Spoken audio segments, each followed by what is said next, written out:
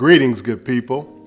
Welcome to a book reading of Tell Me Again Why These Mostly Black Players Are Not in the Hall of Fame. Is It Racial? My name is Sheldon Curry. I'm the author of the book, a book I finished in August 2021. And I'm hoping that my excerpts will give you a good feel for what the book is. It's a book that juxtaposes race, bias in the Baseball Hall of Fame process. It's centered around me profiling 13 deserving black players who should have been in the Hall of Fame that played primarily between 1950 and 1980.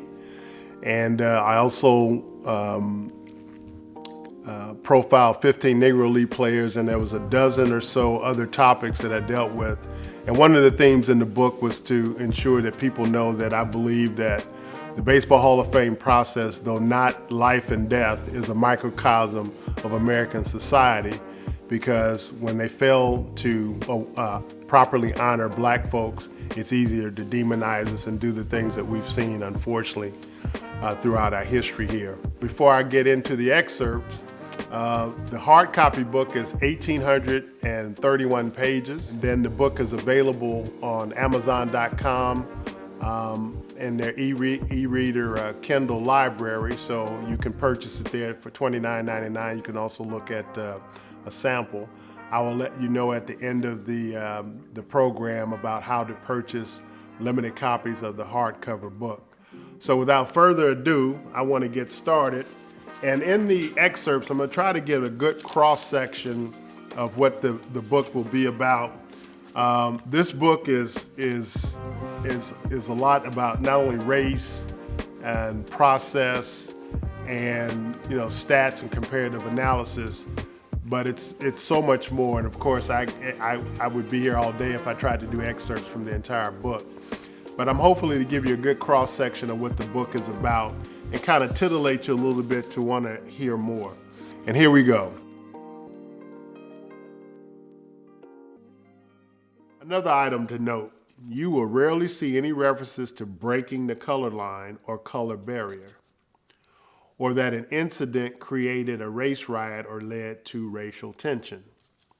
The exception is when I use the gist of a quote or verbatim recital from a person, script, or media entity. I strongly believe the phrase color barrier or color line should never be used because it is not accurate from a historical perspective. And as the years pass from any pioneering or landmark efforts and achievements, that phrase could be misleading to future generations. Effectively, the use of the phrase is in the same vein as the lack of any real or nuanced discussion of race, and that much of the poor support for players and people in greater society typically has a racial component to it. There is or was no objective line or barrier, both of which could connote, if not a physical circumstance, a merit-based one.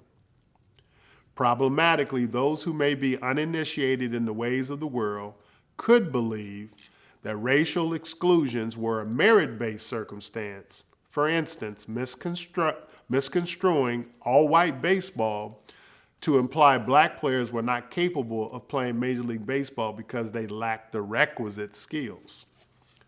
The history of racial exclusion and its hostility and volatility toward black people is filled with players, scribes, fans, etc., saying they could not play as well as whites, thereby using this to justify racial bias and discrimination.